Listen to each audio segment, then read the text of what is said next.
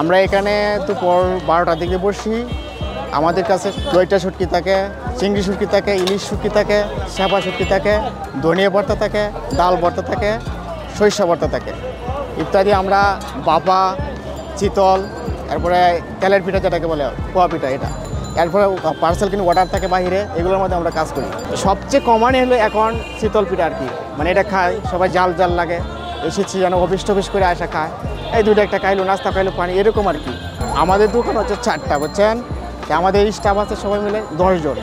এই 10 জনের মধ্যে আমরা বেশ আলহামদুলিল্লাহ চলি। আমরা 4 মাস পিঠের ব্যবসা করি।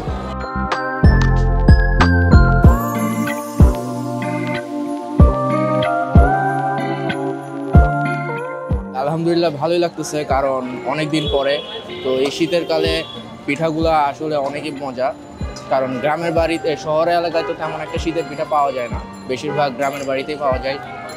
তো সেক্ষেত্রে ভালোই লাগতেছে। চিতল পিঠা আছে, ভাপা পিঠা আছে। চিতল পিঠা ভাপা পিঠাটাই বেশি খাওয়া হয় আর কি, কারণ এগুলো একটু বেশি কমন, তো এগুলা বেশি পাওয়া যায়। কারণ কি চিতল পিঠার সাথে তো ভর্তাটা ইনক্লুড করলে বেশি মজা লাগে।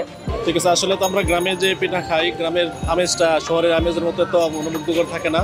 এখানে যানজট এবং গাড়ি থেকে নেমে আমরা যে পিঠা খাই সেটা ভালো লাগে।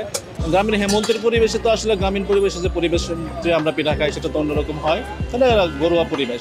কিন্তু শহরের আউটসাইডে যে আমরা পিঠা খাই, এখানে একসাথে সবগুলো পিঠা পাওয়া যায়, সেটা মনে হয় যে আমরা গ্রামে আছি, এরকম একটা পরিবেশ আমেজ থাকে, যেখান থেকে আমরা আমাদের গ্রামীণ স্বাদটা এখান থেকে নিতে পারি।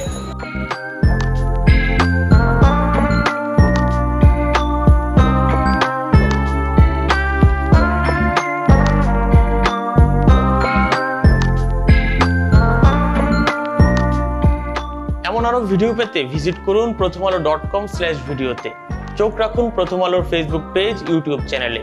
থাকুন ভালোর সাথে, আলোর পথে।